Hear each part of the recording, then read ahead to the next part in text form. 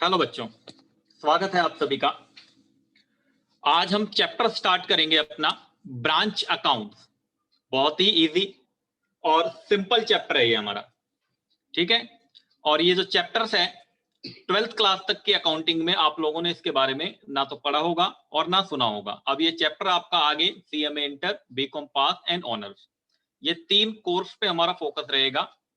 CA वाले इसको देखना चाहे तो देख सकते हैं, अदरवाइज जो क्वेश्चन डिस्कस मैं करूंगा वो BCom pass, BCom honours and CMA inter, in 3 course के क्वेश्चन यहाँ पे डिस्कस करे जाएंगे। जिसके सिलेबस में जो पोर्शन होगा उसी के हिसाब से उसको वो क्लासेस प्रोवाइड कराई जाएंगी। तो ब्रांच अकाउंट्स को हम समझना स्टार्ट करते हैं। ये होता क्या है आखिर? ब्रांच वर्ड से आप सभी लोग वाकिफ हैं। ब्रांच का क्या मतलब होता है? जब भी कभी हमारा बिजनेस ग्रो करता है, हमारा बिजनेस बड़ा होता है, तो बिजनेस जब हमारा बड़ा होने लगता है, हम ज्यादा प्रॉफिट कमाने लगते हैं, तो हम अलग अलग एरियाज में कंट्री के, जैसे दिल्ली, पूना, मुंबई, आगरा, अलग अलग शहरों में या अलग अलग टाउन्स में हम अपने यूनिट खोलना स्टार्ट कर देते हैं बिजनेस के। उसको हम ब्रांच कहते हैं। तो सर इसका मतलब ये हुआ कि ब्रांच देश के अंदर भी हो सकती है। क्या ये देश के बाहर भी हो सकता है? बिल्कुल हो सकता है। अगर आपका बिजनेस और ज्यादा बड़ा हो रहा है तो आप अपनी ब्रांच देश के बाहर भी खोल सकते हैं। तो इसका मतलब सर ये हुआ कि जो ब्रांच है वो देश के अंदर भी हो सकती है और देश के बाहर भी हो सकती है। तो बच्चों, ब्रांच जो देश के बाहर होती है उसे फॉरेन ब्रांच कहते हैं, और जो ब्रांच देश के अंदर होती है उसे होम ब्रांच या इनलैंड ब्रांच कहते हैं। अभी लिखना क्या है वो बाद में लिखवा दूंगा मैं आपको, सब मेरी बात सुनते जाओ बस। तो टाइप्स ऑफ ब्रांच की अगर हम बात करें तो कितने हो गए आपके? Home branch and foreign branch. ठीक। होम ब्रांच के अंदर, होम ब्रांच के अंदर दो तरीके की ब्रांच होती हैं। एक होती है डिपेंडेंट ब्रांच और एक होती है इंडिपेंडेंट ब्रांच। ये क्या हो गया सर, डिपेंडेंट और इंडिपेंडेंट? अभी समझते हैं। उससे पहले थोड़ा सा पीछे आओ दोबारा। मैंने आपको एक वर्ड ब्रांच बताया था। इसका एक कंट्रोलिंग ऑफिस होता है जहां से इनको कंट्रोल किया जाता है, उसको कहते हैं हेड ऑफिस। उसको क्या कहते हैं? Head office. तो एक होता है हेड ऑफिस और फिर उसकी होती है कई सारी ब्रांच। कई सारी ब्रांच 2, 4, 5 हजार, बहुत सारी हो सकती है, नेचर ऑफ बिजनेस पे डिपेंड करता है। तो हेड ऑफिस से कंट्रोल होता है ब्रांचों पे। जो हेड ऑफिस ब्रांच पे कंट्रोल करता है, जो हेड ऑफिस ब्रांच पे कंट्रोल करता है, वो आपका तो एक पर्टिकुलर प्लेस होगा, एक जगह पर होगा हेड ऑफिस। जैसे अगर हम स्टेट बैंक ऑफ इंडिया की बात करें या बैंक ऑफ बड़ौदा की बात करें, तो जो बैंक ऑफ बड़ौदा है उसका जो हेड ऑफिस है वो बड़ौदा में है। उसका जो हेड ऑफिस है वो वडोदरा में, आपका बड़ौदा जिसे आप कहते हो। और उसकी 9000 से ज्यादा, 9500 ब्रांच हैं ऑल ओवर वर्ल्ड, मतलब इंडिया में भी हैं और इंडिया के बाहर भी हैं। बैंक ऑफ बड़ौदा की मैं आपको बात कर रहा हूँ। कितनी ब्रांच है सर? 9500। अभी वो मर्ज भी हुआ है किसी के साथ तो और ज्यादा बढ़ गई है ब्रांचेस। ऐसे ही अगर हम स्टेट बैंक ऑफ इंडिया की बात करें, स्टेट बैंक ऑफ इंडिया का हेड ऑफिस दिल्ली में है। ठीक। इसकी 14,000 ब्रांचेस हैं। इसकी कितनी ब्रांचेस हैं? 14,000 ब्रांचेस हैं। तो सर सवाल ये उठता है कि जो आपने दो ब्रांचेस हमें बताई, डिपेंडेंट ब्रांच और इंडिपेंडेंट ब्रांच, ये क्या है आखिर? तो एक तो हो गया डिपेंडेंट ब्रांच, एक हो गया इंडिपेंडेंट ब्रांच, और एक हो गया फॉरेन ब्रांच। फॉरेन ब्रांच को थोड़ी देर के लिए साइड कर दो, अकाउंटिंग स्टैंडर्ड 11 यहाँ पे एप्लीकेबल होता है, उसको हटा दो। अभी दो को पकड़ लो, डिपेंडेंट और इंडिपेंडेंट। बहुत सारे कोर्स ऐसे हैं जिसमें इंडिपेंडेंट ब्रांच नहीं, जैसे बीकॉम प्रोग्राम की हम बात करें तो इंडिपेंडेंट ब्रांच उनको नहीं पढ़ना होगा। बीकॉम ऑनर्स वालों को पढ़ना होगा और सीएमए इंटर वालों को तो सभी कुछ पढ़ना है, उनके लिए तो सब कुछ है, ब्रांच में जितना है वो सब पढ़ना है। ठीक है। तो अब हमें ये कैसे पता लगेगा कि कोई ब्रांच डिपेंडेंट है या इंडिपेंडेंट है? इन दोनों शब्दों का मतलब आप सबको पता है। डिपेंडेंट का मतलब हेड ऑफिस की मर्जी के बिना पत्ता भी नहीं हिल सकता वहां पे। इसका मतलब क्या हुआ? जो ब्रांच जितने भी काम करेगा वो हेड ऑफिस से पूछ के करेगा, या आप ये कह लो कि बिना हेड ऑफिस की मर्जी के वो कोई काम नहीं कर सकता, वो पूरी तरीके से हेड ऑफिस पे डिपेंड है। तो ये आपको कैसे पता लगेगा? मान लो आप किसी कंपनी की ब्रांच में बैठे हो और आपको ये पता लगाना है कि वो डिपेंडेंट ब्रांच है या इंडिपेंडेंट ब्रांच है, तो मुझे बताओ कैसे पता लगेगा? सर हमें क्या पता कैसे पता लगेगा वो डिपेंडेंट है इंडिपेंडेंट है? तो आप एक काम कर सकते हो, वहां पर कोई ना कोई कोऑर्डिनेटर होगा, आप बस उनसे इतना पूछ लेना, क्या आप अपना cash book, subsidiary books, ledger, trial balance बनाते हो या नहीं बनाते? मतलब आप अपने बुक्स ऑफ अकाउंट मेंटेन करते हो? अगर वो कहे कि हाँ हम करते हैं, ये लो हमारे बुक्स ऑफ अकाउंट ये रहे, तो वो इंडिपेंडेंट ब्रांच हो गया। मतलब वो अपने बुक्स ऑफ अकाउंट खुद मेंटेन करता है। और अगर वो कहे कि नहीं हम अपने बुक्स ऑफ अकाउंट मेंटेन नहीं करते, हेड ऑफिस बनाता है हमारे बुक्स ऑफ अकाउंट को, तो इसका मतलब वो हो गया डिपेंडेंट ब्रांच। तो बात क्लियर हो गई डिपेंडेंट और इंडिपेंडेंट में। जो डिपेंडेंट ब्रांच होता है बच्चों, वो छोटे लेवल पे होता है, वहां पे ज्यादा नंबर्स ऑफ ट्रांजेक्शन नहीं होती, ज्यादा नंबर्स ऑफ ट्रांजेक्शन नहीं होती, 12 15 20 ट्रांजेक्शन होती हैं। तो हेड ऑफिस कहता है ब्रांच को, आप क्यों परेशान होगे, क्यों अकाउंटेंट रखोगे अपने पास अलग से अकाउंट बनाने के लिए, लाओ हम ही आपके अकाउंट बना देते हैं, हम हेड ऑफिस ही आपके अकाउंट अपने पास मेंटेन कर लेंगे। तो इसका मतलब ये हुआ कि हेड ऑफिस उनको सामान भेजेगा, फिर वो सामान बेचेंगे। हेड ऑफिस उनको कहेगा आपके यहाँ पे जो ब्रांच की जो बिल्डिंग है उसका रेंट हम अपने यहाँ से पे कर देंगे, आपके जहाँ एम्प्लॉय काम करते हैं उनकी सैलरी भी हम अपने यहाँ से पे कर देंगे, आपके जो अदर खर्चे हैं वो भी हम अपने यहाँ से पे कर देंगे। ब्रांच कहेगा ठीक है, सब कुछ आप अपने यहाँ से पे कर दोगे। तो ब्रांच ने कहा कि चाय पीनी है हमें, अब ये चाय के 5 रुपए भी आप पे करोगे, तो वो कहेगा ये तो छोटे मोटे खर्चे हैं, चाय समोसे के पैसे हम आपको थोड़ी, ये तो एक साल में अकाउंट मेंटेन होते हैं ना, तो रेंट सैलरी ये तो एक साल का पे हो जाएगा। अब जो छोटे मोटे खर्चे हैं वो तो डेली होते हैं, हाँ, लेकिन ये पे आपको नहीं करना अपनी जेब से, हम आपको कैश रेमिट करा देंगे, हम आपको कुछ कैश भेजेंगे पेटी एक्सपेंस के लिए, 1000 2000 5000 नेचर ऑफ ब्रांच के हिसाब से वो पैसा भेज दिया जाएगा। आप अपने छोटे मोटे खर्चे कर लेना। इसमें इम्प्रेस्ड सिस्टम जो आपने 11वीं क्लास में पढ़ा होगा वही वाला लगेगा। मान लो हमने 2000 बेचे, 1500 खर्च हुए, तो 500 रुपए आपके पास बच गए, अगली बार हम 1500 और भेज देंगे। तो इम्प्रेस्ड सिस्टम होगा तो ऐसे, और नहीं होगा तो कैसे, वो बात की बात है। तो अभी मेरा मकसद था आपको सिर्फ ये थ्योरेटिकल पॉइंट समझाना कि डिपेंडेंट ब्रांच कौन होता है, इंडिपेंडेंट ब्रांच कौन होता है। डिपेंडेंट समझ आ गया, जो पूरी तरीके से हेड ऑफिस पे डिपेंड है, जो पूरी तरीके से किस पे डिपेंड है, हेड ऑफिस पे। और इंडिपेंडेंट ब्रांच जो अपने बुक्स ऑफ अकाउंट खुद बनाता है, जो अपने बुक्स ऑफ अकाउंट खुद बनाता है। अब सवाल उठती है बुक्स ऑफ अकाउंट बनाने की। आप लोगों ने बचपन से जो अकाउंटिंग सीखी है, मुझे बताओ, मैंने जिन बच्चों को पढ़ाया होगा 11वीं क्लास में, या जो कहीं भी पढ़े होंगे, जिनको मैंने पढ़ाया होगा उनको तो मैंने कसम खिलवाई होगी कि अकाउंटिंग के हमारे दो मेन पर्पस होते हैं। अकाउंटिंग करने के दो मेन पर्पस होते हैं। वो दो कौन से होते हैं? हाँ सर, याद आ गया। एक तो कंपनी का प्रॉफिट लॉस पता चल जाए और उसकी फाइनेंशियल पोजीशन पता लग जाए। प्रॉफिट लॉस पता लगाने के लिए सर हम trading P and L balance sheet बनाते थे, हमें नेट प्रॉफिट पता चल जाता था। और फाइनेंशियल पोजीशन पता लगाने के लिए हम बैलेंस शीट बनाते थे और हमें वहां से फाइनेंशियल पोजीशन पता लग जाती थी। और ये दोनों चीज बनाने के लिए हमें ट्रायल बैलेंस की जरूरत पड़ती थी।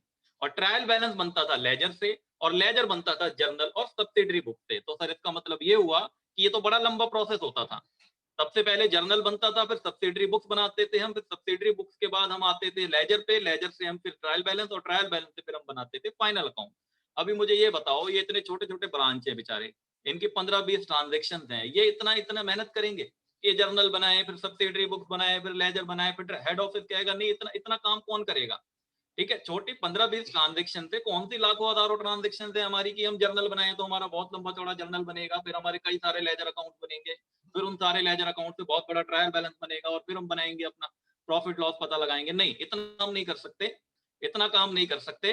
तो उन्होंने कहा कि हम लिमिटेड अकाउंटिंग को यहाँ पे यूज करेंगे। ये एक नया शब्द जुड़ने वाला है आप लोगों के साथ, आज तक आपने इसको नहीं पढ़ा होगा। लिमिटेड अकाउंटिंग का एक कॉन्सेप्ट यूज होता है जहां पर हमें वो पूरा अकाउंटिंग प्रोसीजर फॉलो नहीं करते, और लेकिन फिर भी प्रॉफिट और लॉस हमें पता चल जाता है। तो सर ये बात हमें आप 12th क्लास में ही बता देते, हमसे क्यों इतना करवा लिया आपने, 11वीं में लेजर वेजर सब बनवा दिया। ठीक है, वहां पे नहीं करना था हमें, अब करना है। तो बात समझ आ गई, अकाउंटिंग कौन सी यूज होगी? लिमिटेड। मतलब दोनों पर्पस पूरे हो जाएंगे, प्रॉफिट और लॉस भी कैलकुलेट हो जाएगा, और एसेट्स और लाइबिलिटीज की पोजीशन भी पता चल जाएगी। उसके लिए सिर्फ हम एक अकाउंट बनाएंगे जिसको नाम कहेंगे हम ब्रांच अकाउंट। अच्छा, ये कौन सी वाली अकाउंटिंग की मैं बात कर रहा हूं? डिपेंडेंट ब्रांच की।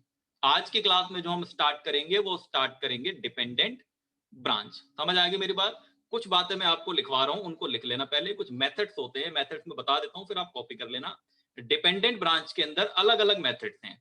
हो सकता है वो सारे मेथड आपके कोर्स में ना हो और किसी के कोर्स में हो, तो क्लास उसको उतनी ही मिलेगी, टेंशन मत लेना, बिल्कुल उतनी ही क्लास मिलेगी जितनी सिलेबस में है, उससे ना एक ज्यादा ना एक कम।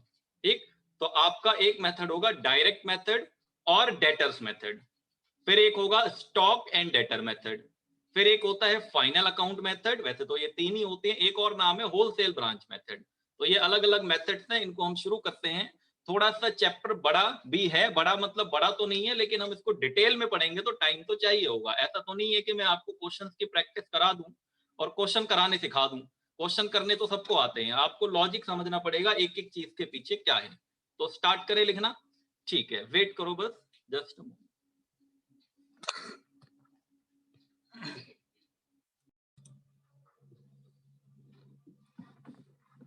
हाँ तो बच्चों, ये रहा आपके सामने, एक मिनट पर।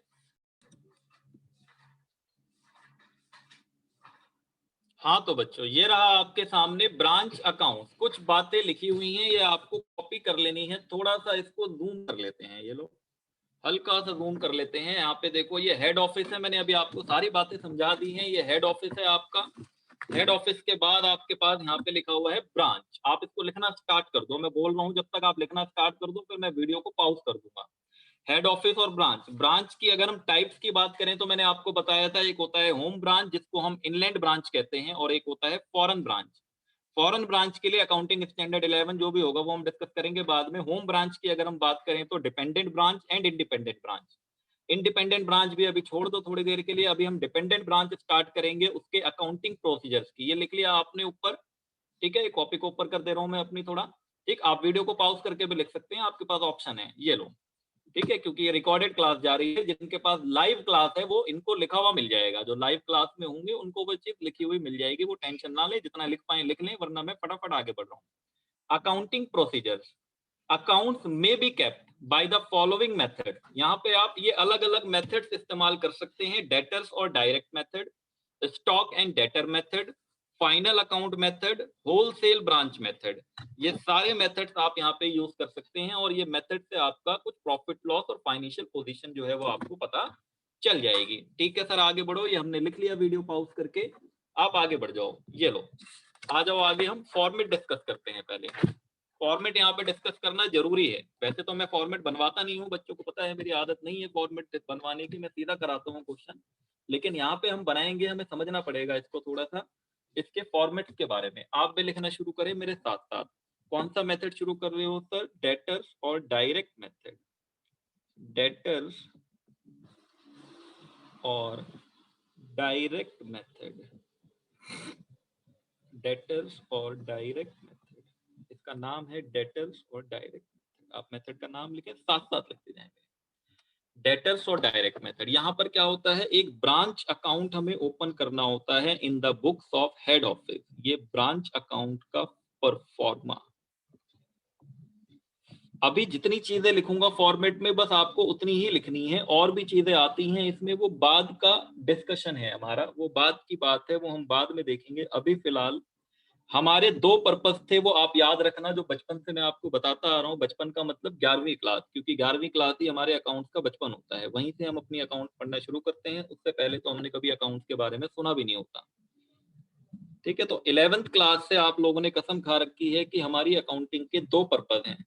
एक तो है हमारा प्रॉफिट लॉस पता लगाना, और दूसरा है फाइनेंशियल पोजीशन के बारे में पता लगाना। फाइनेंशियल पोजीशन कैसे पता लगती है? बैलेंस शीट से, जो एसेट और लायबिलिटीज की पोजीशन को दिखाता है, जो एसेट और लायबिलिटीज की पोजीशन को दिखाता है। तो ये तो हो गया आपका परफॉर्मा, पर्टिकुलर्स। अभी आप देखो यहाँ पे, हमें तो दो पर्पस पूरे करने हैं बस। एक तो हमारी एसेट और लायबिलिटीज की पोजीशन पता लग जाए, थोड़ा कम कर दें जूम, ठीक है। एसेट और लायबिलिटीज की पोजीशन का पता लग जाए, और हमारा प्रॉफिट और लॉस कैलकुलेट हो जाए। ठीक है सर, हम समझ गए आपकी बात, आप क्या कहना चाह रहे हैं। तो यहाँ देखें आप, सबसे पहले आप यहाँ पे क्या करेंगे? सबसे पहले आप यहाँ पे लिखेंगे टू बैलेंस ब्रॉट डाउन। ये बैलेंस ब्रॉट डाउन क्या होगा? ये होगा ओपनिंग एसेट्स। जितने भी ओपनिंग एसेट्स होंगे, उन ओपनिंग एसेट्स को आप यहाँ पर लिख लेना। सर क्या क्या हो सकते हैं? जैसे कि मान लो डेटर्स हो सकता है, डेटर्स हो सकता है, स्टॉक हो सकता है, स्टॉक के बाद कोई भी फिक्स्ड एसेट्स हो सकता है, जैसे मशीन है, प्लांट है, आपका बिल्डिंग है, और सर कैश भी हो सकता है। हाँ, कैश भी हो सकता है। तो इसका मतलब कितने नाम लिखूं मैं? कुछ भी हो सकता है, ठीक है, रटना थोड़ी है हमें। तो ये आपके ओपनिंग बैलेंस से तो आप एसेट्स हो जाएंगे, आप इनको यहाँ पे लिख लेना, ठीक है। इसके बाद आप यहाँ पे लिख लेना by balance brought down, by balance brought down.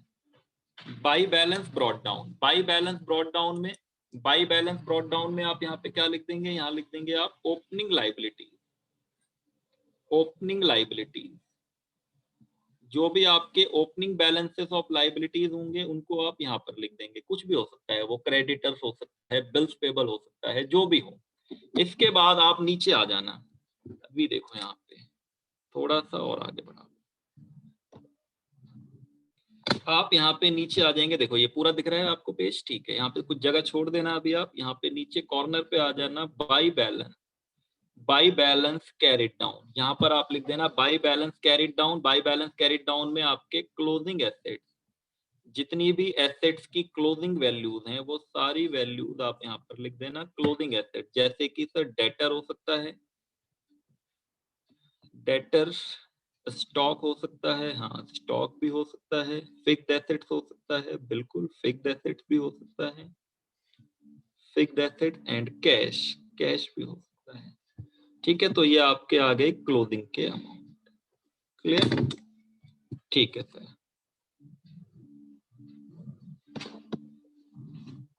ठीक है, यहाँ पे हो गया ये। अब यहाँ पे क्लोजिंग लाइबिलिटीज, ये आपने क्लोजिंग एसेट लिख दिए बाय बैलेंस कैरिड डाउन। आप यहाँ पे लिख देंगे to balance carried down, to balance carried down, ये हो जाएगी closing liabilities, closing liability,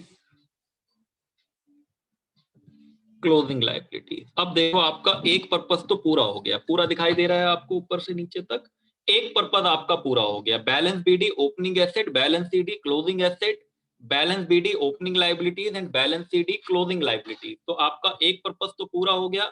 asset और लाइबिलिटीज की पोजीशन आ गई आपके पास, एसेट और लाइबिलिटीज की पोजीशन आ गई। तो एसेट और लाइबिलिटीज की पोजीशन हमें दिखानी थी, वो पर्पस हमारा पूरा हो गया। अब देखो मैं यहाँ पे 4 एंट्रियां और लिखूंगा और आपका प्रॉफिट लॉस कैलकुलेट हो जाएगा। वो 4 एंट्री हम क्या लिखेंगे, आप इनको यहाँ पे देखें।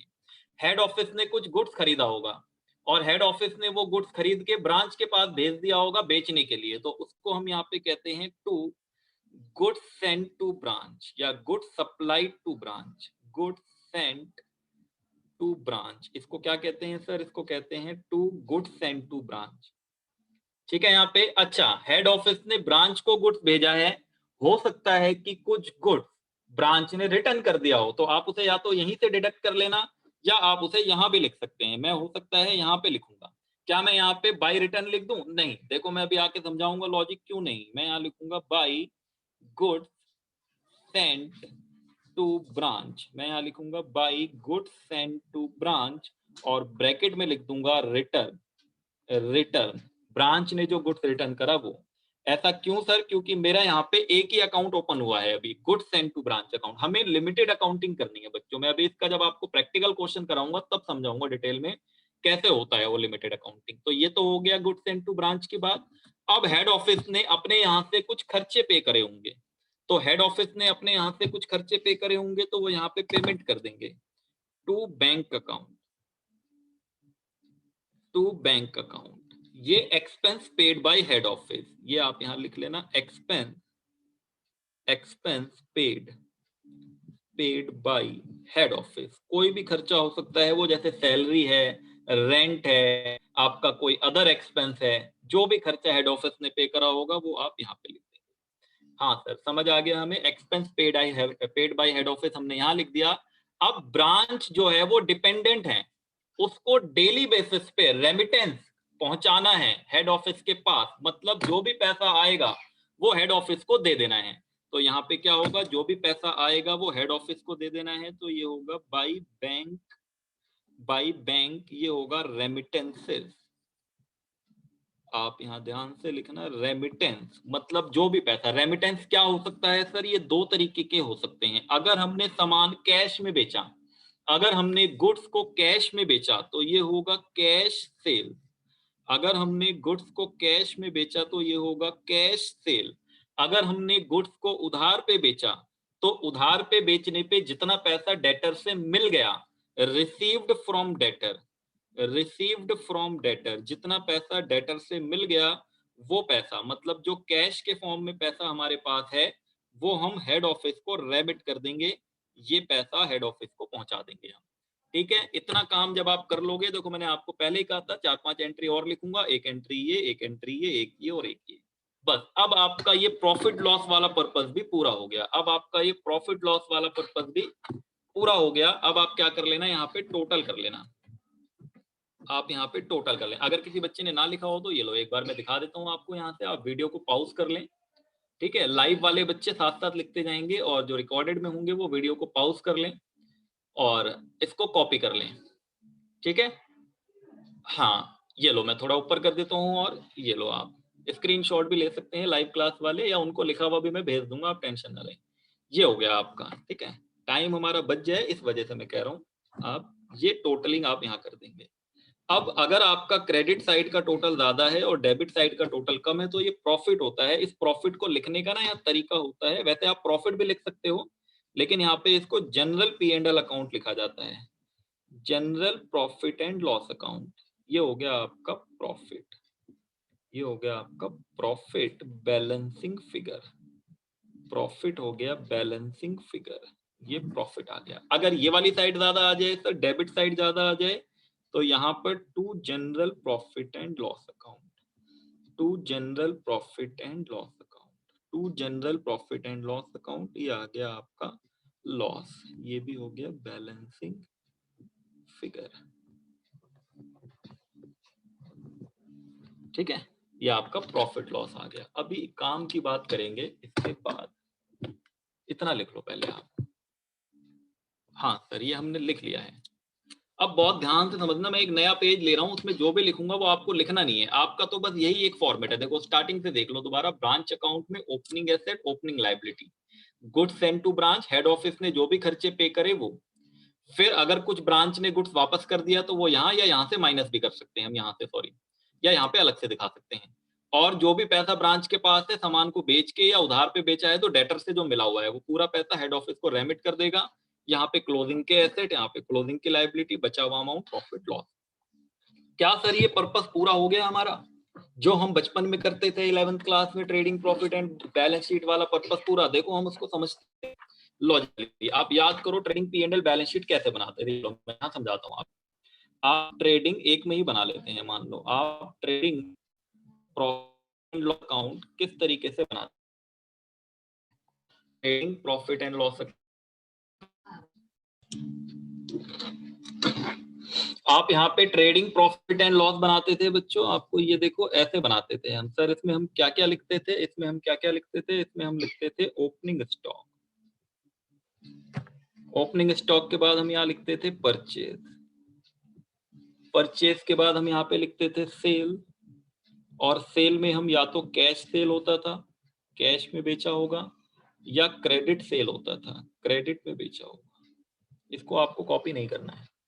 ये दोनों सेल मिला के हमारी टोटल सेल हो जाती थी, और फिर हम यहाँ पे लिखते थे क्लोजिंग स्टॉक, और फिर हम यहाँ पे डायरेक्ट एक्सपेंस लिखते थे। जितने भी डायरेक्ट एक्सपेंस होते थे वो डायरेक्ट एक्सपेंस लिख देते थे, और जितने भी इनडायरेक्ट एक्सपेंस होते थे वो इनडायरेक्ट एक्सपेंस हम यहाँ लिख देते थे, और जो भी इनकम होती थी वो इनकम यहाँ लिख देते थे, और फिर हम टोटल कर लेते थे तो हमारा नेट प्रॉफिट आ जाता था। ठीक है, क्या ये पर्पस वहां पे पूरा हुआ? देखो एक एक करके समझते हैं। सर ये ओपनिंग स्टॉक, ये देखो ये रहा बैलेंस BD में स्टॉक, ये तो आ गया सर। क्लोजिंग स्टॉक, ये रहा सर बैलेंस कैरी डाउन में नीचे क्लोजिंग स्टॉक, ये भी आ गया। ठीक है सर। उसके बाद परचेज, इसका नाम बदल गया खाली, परचेज की जगह पर क्या, goods send to branch, goods send to branch. इसकी जगह पे हमने क्या लिख दिया, ये रहा गुड्स सेंड टू ब्रांच। जो हेड ऑफिस ने गुड्स खरीदा वो यहाँ पे आ गया। सर ये भी पर्पस पूरा हो गया। सेल की अगर हम बात करें तो कैश सेल और क्रेडिट सेल। ओहो सर, यहाँ पे थोड़ी सी दिक्कत है कि ये जो क्रेडिट सेल है, मान लो हमने क्रेडिट में सामान बेचा है 2 लाख रुपए का, और हमें डेटर से पैसा रिसीव्ड हुआ है 1.5 लाख रुपए, और हमने कैश में सामान बेचा है मान लो 1 मिनट के लिए 1 लाख रुपए का। तो हम जो अमाउंट यहाँ पे दिखाएंगे बाय बैंक के अंदर, तो यहाँ तो कैश सेल हो गया 1 लाख रुपए, ये वाला जो 1 लाख रुपए आपका है, और डेटर से जो रिसीव्ड हुआ है 1.5 लाख रुपए, तो ये 2.5 लाख रुपए आएगा यहाँ पे। लेकिन यहाँ पर तो सर 3 लाख रुपए है, तो 50,000 रुपए कहाँ गया? आप ध्यान से देखो, आपने यहाँ ओपनिंग डेटर लिखा है और आपने यहाँ क्लोजिंग डेटर लिखा है, तो इसके लिए हमने कहीं डेटर अकाउंट मेंटेन करा होगा, वो इसमें सेट ऑफ हो गया होगा अपने आप। मान लो ओपनिंग डेटर आपके थे कितने अमाउंट के, जो भी अमाउंट है, और फिर जब क्लोजिंग डेटर की कैलकुलेशन होती है तो उसमें क्रेडिट सेल को कंसीडर करा जाता है और रिसीव फ्रॉम डेटर को। आप याद करो, आप ऐसे डेटर अकाउंट बनाते थे। ओपनिंग डेटर है, मान लो आपके यहाँ पे है ओपनिंग डेटर, आपके पास है मान लो 5 लाख रुपए, ठीक है। कैश रिसीव्ड हुआ है आपको यहाँ पे 1.5 लाख, ये यहाँ लिख दोगे। आपका क्रेडिट सेल है 2 लाख, तो जो क्लोजिंग डेटर बचेगा वो इनको और इनको आपस में सेट ऑफ करा देगा, करा लेगा ना। ये 5 और 2 7 लाख हो जाएंगे और ये 1.5 लाख यहाँ से माइनस हो जाएगा, तो आपका 5.5 लाख क्लोजिंग डेटर बचेगा, जो कि आप यहाँ पे लिखोगे। तो इसका मतलब क्या हुआ सर, ये बिल्कुल सही है, ये अपने आप सेट ऑफ हो जाएगा यहाँ पर क्लोजिंग डेटर की वैल्यू लिखते टाइम। ठीक है सर, ये भी बात ठीक है। एक बात और सर समझा दो हमें, कुछ बच्चों का डाउट आ रहा है। सर आपने यहाँ लिखा ये बैंक अकाउंट में, यहाँ पर आपने लिखा एक्सपेंस। थोड़ा नेटवर्क इशू हो सकता है बच्चों को, भी कभी ये लाइव क्लास है, ठीक है ना, तो इसलिए थोड़ा ब्लर हो गया अभी लग रहा है। एक सेकंड रुक जाओ।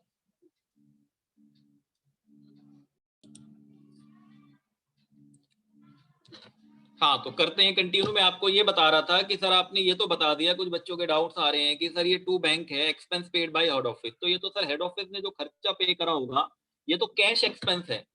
तो सर नॉन कैश एक्सपेंस भी तो होते थे हमारे यहाँ पे, वो कहाँ गए सर? ये जो इनडायरेक्ट एक्सपेंस है, मान लो इसमें डेप्रिसिएशन था, इसमें लॉस बाय फायर था, loss by fire, bad debt, पैसा डूब गया, ये भी नॉन कैश एक्सपेंस होता था। तो सर ये वाले खर्चे कहाँ आए हमारे ब्रांच अकाउंट के अंदर? तो देखो आए हैं, बिल्कुल आपको दिखाई नहीं दे रहे, मुझे दिखाई दे रहे हैं।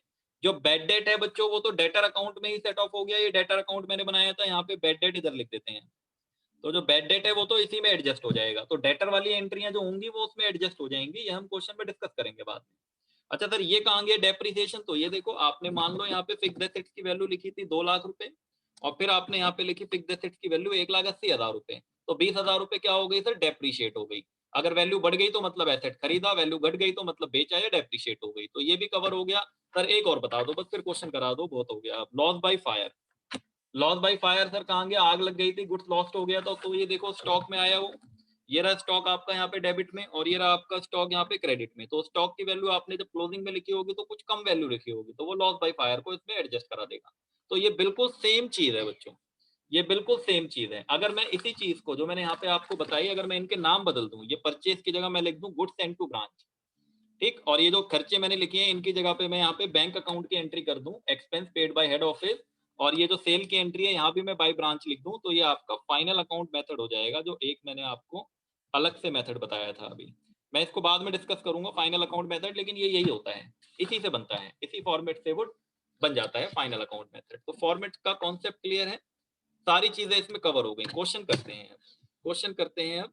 ठीक है, अब देखो, अब समझते हैं क्वेश्चन को भी मैंने डिवाइड किया हुआ है पार्ट्स में। आ जाते हैं आगे एक।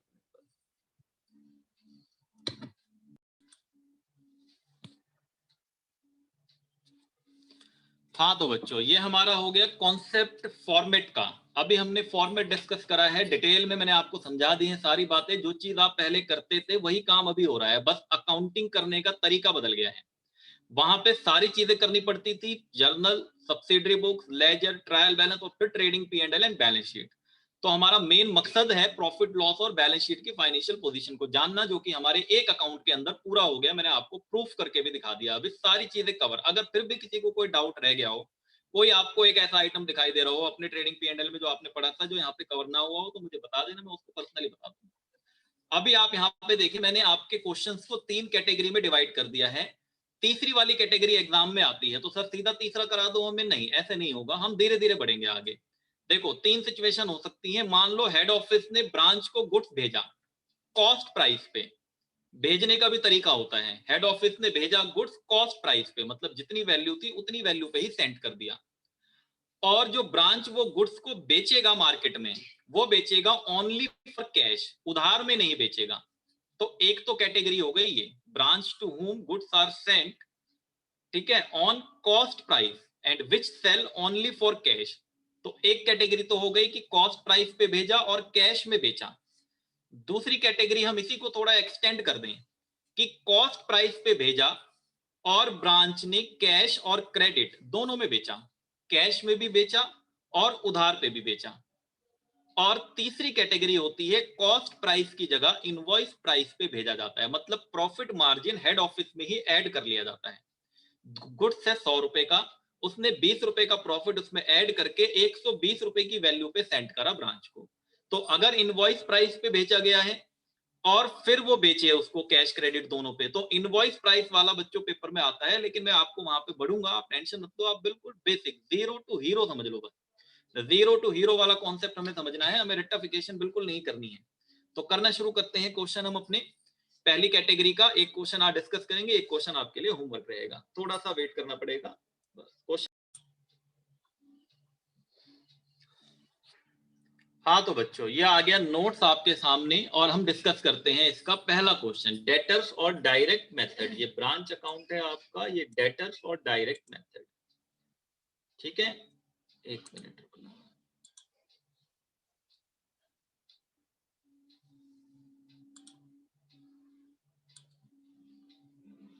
ठीक है।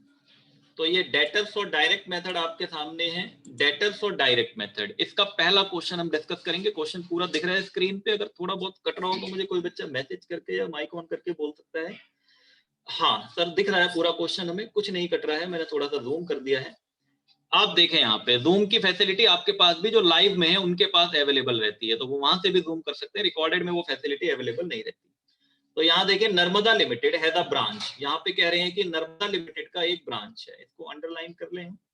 नर्मदा लिमिटेड का एक ब्रांच है और वो ब्रांच, आगे देखो क्वेश्चन क्या लिखा हुआ है, इसको पहले हाईलाइट कर लो।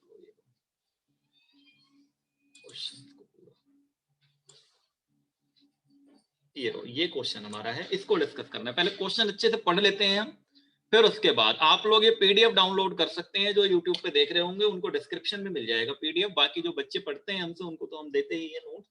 Narmada limited has a branch at Jaipur, Jaipur में इनका ब्रांच है, ठीक है। जो नर्मदा लिमिटेड है इनका जयपुर में ब्रांच है। Branch remits all cash, branch remits all cash receive daily to the head office, ठीक है, वो सारा पैसा दे देता है हेड ऑफिस को। And all expense of the branch are paid by the head office, और सारे के सारे खर्चे हेड ऑफिस पे करता है ब्रांच के।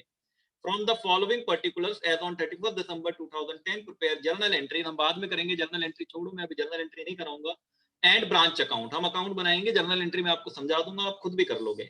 अब देखो इसमें इंफॉर्मेशन क्या क्या दे रखी हैं आपको, जो इंफॉर्मेशन है उनको समझते हैं हम, क्या क्या इंफॉर्मेशन है सर। आपके पास पहले तो कुछ ओपनिंग वैल्यूज गिवन है, ये देखो आप, स्टॉक दे रखा है ब्रांच का आपको, ये रहा स्टॉक की वैल्यू कितनी है सर, 19,500 है, ये ओपनिंग स्टॉक हो गया। पेटी कैश 1 जनवरी का है, पेटी कैश 1 जनवरी का है 500, तो ये पेटी कैश का ओपनिंग बैलेंस हो गया, तो ये एसेट का ओपनिंग बैलेंस हो गया। आप अपने दिमाग में क्वेश्चन सेट कर लो, मैं दोबारा नहीं दिखाऊंगा, सीधा सॉल्यूशन कर दूंगा। फिर इसके बाद गुड्स सप्लाइड, हेड ऑफिस ने गुड्स भेजा है ब्रांच को, कितना गुड्स भेजा है, 1,80,000 रुपए का, ठीक है सर, यहाँ तक क्लियर है। फिर कुछ कैश भेजा है हेड ऑफिस ने, कुछ कैश भेजा है सैलरी रेंट और एडवर्टीजमेंट के लिए, तो मतलब उन्होंने कहा है कि इसकी पेमेंट हम करेंगे लेकिन हम कैश दे दे रहे हैं, आप खुद पेमेंट कर देना वहां पे।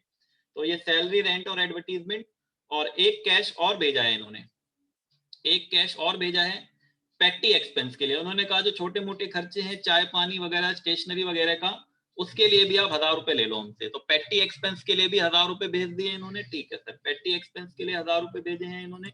इसके बाद इन्होंने जितना भी कैश रिसीव हुआ है वो गिवन है, cash receive from the branch, head office को ब्रांच से 2,15,000 रुपए रिसीव हुए हैं, मतलब इन्होंने कैश में भेजा था सामान खाली। जो गुड्स बेचा है वो सिर्फ कैश में, मैंने आपको पहले बताया कैटेगरी वाइज डिवाइड करके करा रहा हूं मैं, तो कैश में गुड्स बेचा होगा, डेटर का कोई रोल नहीं है। अच्छा, cash sent by branch, branch ने कुछ कैश सेंट करा था 28 दिसंबर को, जो कि रास्ते में रह गया, पहुंचा नहीं है हेड ऑफिस के बाद, इसका मतलब हेड ऑफिस को 2,15,000 ही कैश मिला है, 8,000 अभी नहीं मिला, तो ये 8,000 हमारा क्लोजिंग एसेट बन जाएगा फिर से। फिर आपके पास स्टॉक की क्लोजिंग वैल्यू दी हुई है, आपके पास स्टॉक की क्लोजिंग वैल्यू दी हुई है, आप इसको भी देख लें, ये देखो स्टॉक एट ब्रांच एट 1 दिसंबर 2010, ठीक है। तो ये दिसंबर की डेट है, एक मिनट, ये 31 दिसंबर होगा, थोड़ा मिसिंग है बच्चों यहाँ पे, ठीक है ना, 31 दिसंबर होगा, आप इसको करेक्शन कर लेना। 31 दिसंबर को 22,600 रुपए स्टॉक की वैल्यू है, और बैलेंस ऑफ पेटी कैश, पेटी कैश का बैलेंस है आपका 200 रुपीज। और फिर आपके पास सैलरी आउटस्टैंडिंग, मुझे बताओ सैलरी आउटस्टैंडिंग बिगिनिंग की है या एंड की है सर, इसमें तो डेट लिखी हुई है 31 दिसंबर 2010, तो ये एंड की है। अगर डेट ना लिखी हो तो ऑलवेज एंड होता है, वो हमेशा एंड का ही माना जाता है एडजस्टमेंट एंट्री के हिसाब से। तो ये तो हो गया आपका क्वेश्चन, बड़ा बेसिक क्वेश्चन है, अभी थोड़ा सा आपको धैर्य रखना पड़ेगा, उसके बाद ही कुछ समझ आएगा हमें, धीरे धीरे बढ़ेंगे हम आगे। थोड़े इजी क्वेश्चन आपको लगेंगे स्टार्टिंग के, लेकिन धीरे धीरे आगे बढ़ेंगे तो इनवॉइस प्राइस पे तब हम पहुंचेंगे स्टार्ट। तो इसका बनाना है हमें ब्रांच अकाउंट। क्वेश्चन में हटा दे रहा हूँ यहाँ से अब, ठीक है। क्वेश्चन सबने देख लिया होगा, दोबारा दिखा दूंगा बीच बीच में क्वेश्चन में। करना शुरू करते हैं इसको, करें स्टार्ट। निकालो नोटबुक, नोटबुक निकाली रखी होगी, अभी तो लिखे रहते हैं इतनी देर से सब चीज, ठीक है। स्टार्ट करते हैं इसका solution.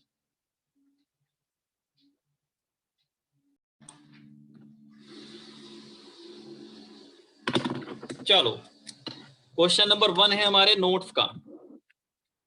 Question number 1, branch account बनाना है हमें, ठीक है। तो in the books of head office में बनता है ये, ध्यान रखना कहाँ बनता है ये, in the books of head office, in the book of head office. Head office अपनी बुक्स में मेंटेन करता है ब्रांच की अकाउंटिंग। कौन सा ब्रांच था? जयपुर ब्रांच था, तो Jaipur branch account, Jaipur branch account, Jaipur branch account.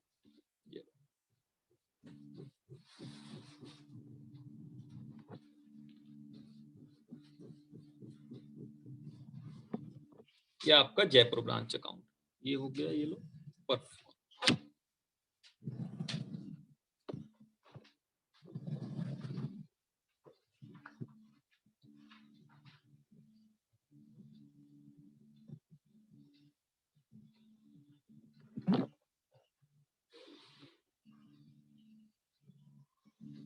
सबसे पहले ओपनिंग का हमें स्टॉक और ओपनिंग का पेटी कैश दिया हुआ था। मैं आपको दोबारा से क्वेश्चन दिखा देता हूं, इसको थोड़ा जूम कर लेते हैं।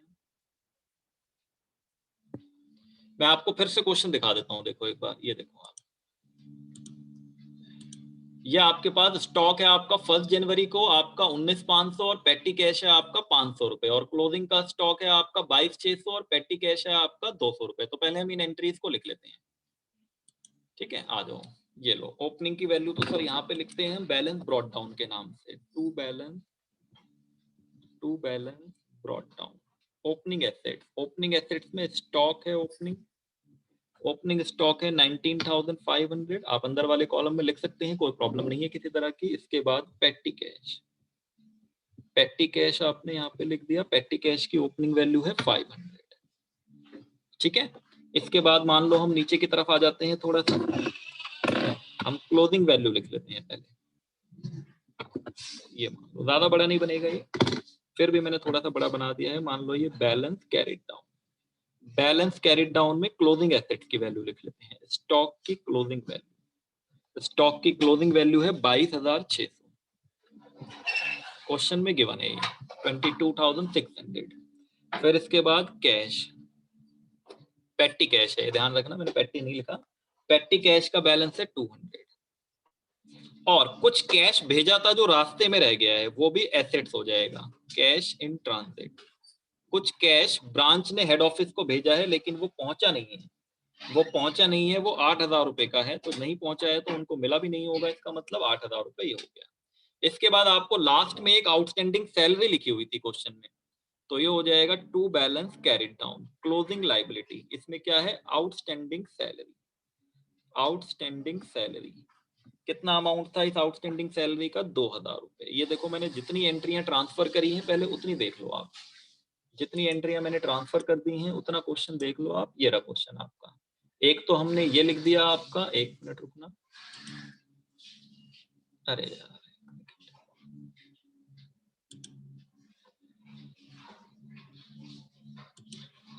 एक तो आपका ये लिख दिया हमने, ओपनिंग स्टॉक की वैल्यू लिख दी कितनी? 19,500। ये लो इसको अंडरलाइन कर देता हूँ, जो जो लिख दिया है हमने। पेटी कैश हमने लिख दिया, पेटी कैश की कितनी वैल्यू? 500 लिख दी। फिर इसके बाद आप नीचे आ जाओ तो आपने ये वाली एंट्री लिख दी, कैश सेंट, कैश भेजा था 28 दिसंबर को, स्टिल इन ट्रांजिट 8,000 रुपए क्लोजिंग में लिख दिया। स्टॉक लिख दिया आपने 2010 का 22,600, ये भी क्लोजिंग में लिख दिया आपने, ठीक है। फिर आपने बैलेंस ऑफ पेटी कैश क्लोजिंग का ये लिख दिया आपने 200 रुपए, और आपने लिख दी ये क्लोजिंग की लाइबिलिटी, सैलरी आउटस्टैंडिंग 31 दिसंबर। ये जितना मैंने येलो अंडरलाइन कर दी है ये सारी एंट्री हमने लिख ली है, ठीक है सर समझ गए। अब जो एंट्री बच गई देखो, एक तो गुड्स सेंट टू ब्रांच, ये डेबिट साइड में लिखेंगे, गुड्स रिटर्न बाय ब्रांच, ये मर्जी है आपकी, आप चाहो तो इसको इसमें से माइनस करके लिख देना, या फिर आप इसको अलग से भी लिख सकते हैं, ठीक है। चलो करें शुरू, आगे बढ़ते हैं। गुड्स सेंड टू ब्रांच 1,80,000 है, 54,000 है return. Goods send to branch है 1,80,000, तो ये लो आप यहाँ पे लिख लो goods send to branch, to goods send to branch, goods send to branch, to goods send to branch कितना, 1,80,000 पूरा लिखूंगा। मेरा यही तरीका है करने का। आप चाहो तो 5400 यहाँ से माइनस कर सकते हो, या आपकी बुक में करा भी हो। फिर यहाँ पे ओपनिंग लाइबिलिटी नहीं है तो उसको छोड़ देंगे, यहाँ लिखेंगे by goods sent to branch. जो गुड्स ब्रांच ने रिटर्न कर दिया है वो रिटर्न वाला गुड्स हम इस तरफ लिख देंगे 5400। आप इसको डिडक्ट भी कर सकते हो, मैं बार बार बोल रहा हूँ, ये बात ध्यान रखना।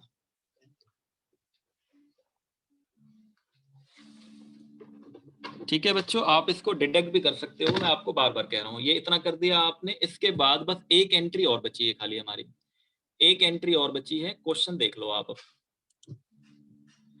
हाँ सर, ये वाली एंट्री भी आपने लिख दी, ये लो इसको भी अंडरलाइन कर दो, 1,80,000 रुपए लिख दिए। हाँ, गुड्स रिटर्न बाय ब्रांच ये भी आपने लिख दिया, ये 5400 ये भी लिख दिया, ये लो ये भी अंडरलाइन हो गया। अब बस जो बच गया आपका ये, अच्छा ये वाली एंट्री रह गई, 2-3 एंट्री। अच्छा पहले इसको लिख लेते हैं, cash receive from the branch during the year. ये कह रहे हैं कि ब्रांच से कैश रिसीव्ड हुआ है 2,15,000 रुपए, तो ये रेमिट करा दिया होगा, इसका मतलब ये रेमिटेंस हो गया आपका। यहाँ लिख दो by bank, by bank account, remittance to head office, remittance to head office 2,15,000 रुपए, 2,15,000 रुपए रेमिटेंस टू हेड ऑफिस, 2,15,000 रुपए ये हो गया आपका। बस एक एंट्री आपकी और रह गई है जो खर्चे पे करे हैं ब्रांच में।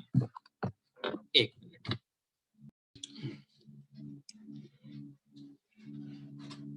एक एंट्री और हमारी रह गई है, ये लो उसको भी देख लेते हैं, फिर इसको क्लोज करते हैं, इसका आंसर निकालते हैं। कौन सी एंट्री रह गई सर, ये भी हो गया। ये वाली एंट्री बच गई आपकी, एक तो कैश सेंट, सैलरी के लिए 22,000, रेंट के लिए 6,000 और एडवर्टीजमेंट के लिए 1,000।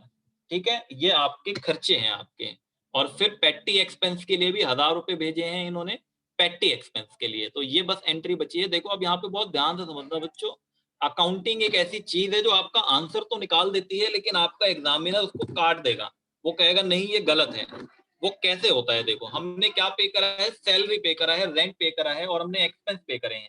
यही काम करे हैं हमने, सैलरी पे करा है, रेंट पे करा है और एक्सपेंस पे करे हैं। तो देखो अगर आप, मैं पेंसिल से लिख रहा हूँ, अब लिखना मत क्योंकि मुझे काटना है इसको। अभी यहाँ पे आपने सैलरी लिख दिया, मान लो टू सैलरी, फिर आपने यहाँ पे लिख दिया टू रेंट, आपने इनके अमाउंट लिख दिए। ठीक है, तो जैसे ही आपने यहाँ पे टू सैलरी और टू रेंट लिख दिया, तो इसका मतलब आपके बुक्स ऑफ अकाउंट्स में कहीं ना कहीं सैलरी अकाउंट खुल गया और कहीं ना कहीं रेंट अकाउंट भी खुल गया। हमें अकाउंट खोलने ही कहाँ थे, हमें तो कम से कम अकाउंट खोलने थे। हमने देखो goods send to branch account खोला है बस अभी तक, और एक बैंक अकाउंट खोला है, इसके अलावा और कौन सा अकाउंट खोला है? ये तो ओपनिंग एसेट है, ये क्लोजिंग एसेट है, ये तो एसेट लायबिलिटी है, ये तो अकाउंट होते नहीं है। फिर हमने अकाउंट जो खोला है वो एक गुड्स सेंड टू ब्रांच का अकाउंट खोला है और एक बैंक का अकाउंट खोला है। हमें ज्यादा अकाउंट खोलने का है, लेकिन अगर हमने यहाँ टू सैलरी टू रेंट लिख दिया, जैसा कि हम 11th क्लास से लिखते आ रहे हैं P&L अकाउंट के डेबिट साइड में, तो फिर तो ये लेजर अकाउंट खुल गया ना, सैलरी अकाउंट और रेंट अकाउंट, ये तो गलत हो गया। तो ये तो करना ही नहीं है हमें काम, तो इसको हटाओ। ये लो सर, इसीलिए पेंसिल से लिखा था हमने। ठीक है, तो क्या लिखें सर इसकी जगह पे? तो इसकी जगह पे आप लिखो बैंक अकाउंट। तो हर कोई खोलता है, बैंक अकाउंट खोलता है, तो यहाँ पे बैंक अकाउंट से पेमेंट होगी। हाँ, बैंक अकाउंट लिखने के बाद आपके पास ऑप्शन है, आप सारे एक्सपेंस को मर्ज करके एक साथ लिख दो, या आप अब बुलेट्स बना के लिख देना, तो कोई प्रॉब्लम नहीं होगी। तो हमने कुछ खर्चे पे करे थे 3 टाइप के, एक तो सैलरी, रेंट और एडवर्टीजमेंट। आप इनको अलग अलग करके यहाँ लिख सकते हो। हाँ, इनर साइड में लिखना, लेकिन सैलरी के 22,000 रुपए, रेंट के आपने पे करे हैं, हेड ऑफिस ने जो पैसा भेजा है 6,000 रुपए, और इसके बाद एडवर्टीजमेंट, एडवर्टीजमेंट के आपके हैं यहाँ पे 1,500। और पेटी एक्सपेंस वाला भी बैंक से आता है, तो इसको इसी में लिख लेते हैं, अलग से बैंक लिखने की जरूरत नहीं है, इसी में लिख लेते हैं 1,000 रुपए। तो ये 22, 6, 28, 28, 29, 30, 30,500 हो गया। आपके दिमाग में ये आ रहा होगा सर हमारा आंसर तो आ जाता अगर हम यहाँ to salary to rent to add, लेकिन बच्चों को अकाउंट ओपन हो जाता, वही काम हमें नहीं करना है। यहाँ पे हमें लिमिटेड रिकॉर्ड्स मेंटेन करने हैं ना, हमें अकाउंट तो खोलने ही नहीं। अकाउंट ही खोलने होते तो फिर हम जर्नल ना बना लेते, जर्नल बना देते, लेजर बना देते, ट्रायल बैलेंस बना देते, फिर वही लंबा वाला प्रोसीजर हम इस्तेमाल कर देते। लेकिन यहाँ पे छोटी ब्रांच है, छोटे ट्रांजेक्शन है, कम ट्रांजेक्शन है, तो लिमिटेड अकाउंटिंग मेंटेन करनी है। कॉपी करो इसको, ये सॉल्यूशन पूरा दिख रहा होगा, आप जितना दिख रहा है इतना कॉपी कर लो जल्दी। फिर मैं कैलकुलेटर निकालूं, तब तक आंसर निकालते हैं। कैलकुलेटर सभी बच्चों को अलाउड हो जाता है आफ्टर 12th, ये बात आपको मालूम होनी चाहिए, बहुत से बच्चों को नहीं पता होती है, ये पता होनी चाहिए, ठीक है। तो कैलकुलेटर खरीद लेना एक सभी लोग, डिवीजन टाइप का सस्ता वाला।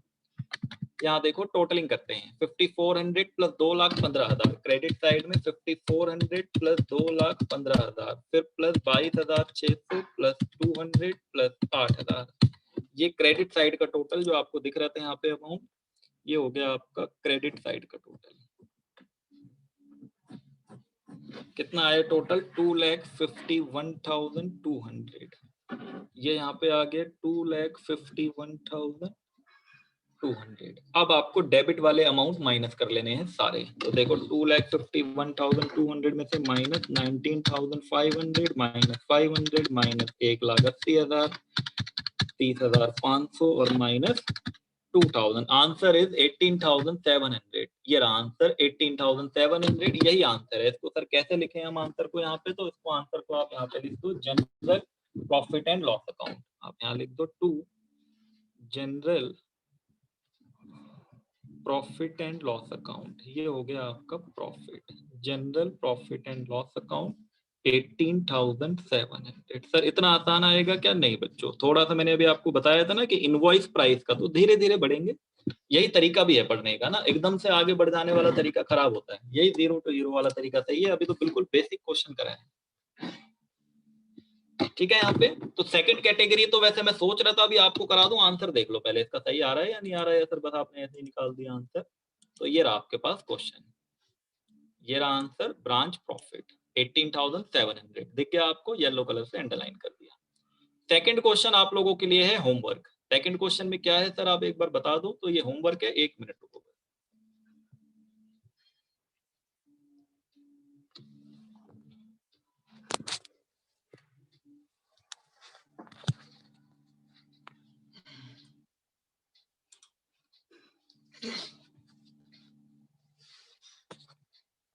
हाँ तो सेकंड क्वेश्चन देखते हैं हम। फर्स्ट क्वेश्चन का तो आंसर आ गया था हमारा, क्लियर है यहाँ तक सबको? कोई प्रॉब्लम हो तो मुझसे पूछ लेना, अभी तो बहुत बेसिक क्वेश्चन कराया है हमने। सेकंड कैटेगरी भी मुझे कराने का था प्लान, लेकिन मैं नहीं करा रहा, शायद 54-55 मिनट हो चुके हैं यहाँ पर, आप लोगों को ज्यादा हो जाएगा, एक्सेस हो जाएगा। तो सेकंड कैटेगरी और थर्ड कैटेगरी या तो दोनों अगली क्लास में हम कंप्लीट करेंगे। अभी क्वेश्चन सुन लो पहले, क्वेश्चन करना है सबको। होमवर्क बहुत जरूरी होता है बच्चों, प्रैक्टिस बहुत जरूरी है। मैं यहाँ से पढ़ा के चला जाऊंगा, कोई भी टीचर आपको पढ़ा के चला जाएगा, लेकिन जब आप खुद से प्रैक्टिस नहीं करोगे तो कुछ भी नहीं आ सकता आपको। क्वेश्चन नंबर 2, ये आपका क्वेश्चन नंबर 2 है। X limited has a branch, ये लो इसको पूरे को अंडरलाइन कर लेते हैं। X limited has a branch, x limited के पास एक ब्रांच है आपकी। इस इनके ओपनिंग स्टॉक दिए हुए हैं, पेटी कैश दिया हुआ है आपको, फिर आपके पास goods supplied to branch given है, गुड्स सप्लाइड टू ब्रांच के बाद आपको goods return by branch given है, बिल्कुल डिट्टो क्वेश्चन है वैसे ही। कैश रिसीव्ड कितना हुआ, cash Saint still in transit, cash Saint rent salary, rent outstanding. अच्छा ये जो रेंट आउटस्टैंडिंग है ये लायबिलिटी हो जाएगी, ध्यान रखना। फिर आपके पास स्टॉक क्लोजिंग का है और पेटी कैश क्लोजिंग का है, और आपको बनाना है ब्रांच अकाउंट, और आंसर इज 41,000। कर लेंगे सर ये हम? हाँ कर लोगे आप लोग, ये कोई प्रॉब्लम किसी तरह की नहीं आएगी। और हाँ इसके बाद तीसरे क्वेश्चन पे मत बढ़ना अभी, बिल्कुल भी मत बढ़ना थर्ड क्वेश्चन पे। ये लो मैं दिखा दूं पहले, ये थर्ड क्वेश्चन है, ये कैटेगरी 2 का हो जाएगा। फिर आपका ये किसका हो जाएगा? कैटेगरी 2 वाला, सेकंड कैटेगरी हो जाएगी थर्ड क्वेश्चन में आपकी। तो इस पे अभी हमें नहीं बढ़ना है, इस पे नहीं बढ़ना है सेकंड कैटेगरी पे। और फोर्थ क्वेश्चन भी सेकंड कैटेगरी का है, और इसके बाद फिफ्थ क्वेश्चन से आपका इनवॉइस प्राइस वाला स्टार्ट हो जाएगा। ये देखो इनवॉइस प्राइस में क्या होगा, इस तरीके की लाइन लिखी होगी, कॉस्ट प्लस 20%, ये येलो कलर से अंडरलाइन। तो ये इनवॉइस प्राइस हम डिस्कस करेंगे डिटेल में, फिर उसके बाद एग्जामिनेशन के क्वेश्चंस वगैरह सॉल्व होंगे और फिर होगा चैप्टर खत्म। क्लियर है? यहाँ पे क्वेश्चंस कहाँ से करेंगे सर? जो लोग लाइव में हैं उनको मिल जाएंगे, और वरना आप यहाँ से डिस्क्रिप्शन से डाउनलोड कर लेना, क्वेश्चन आपको मिल जाएगा। तब तक के लिए बच्चों टाटा बाय बाय, ठीक है। क्लास करते हैं एंड।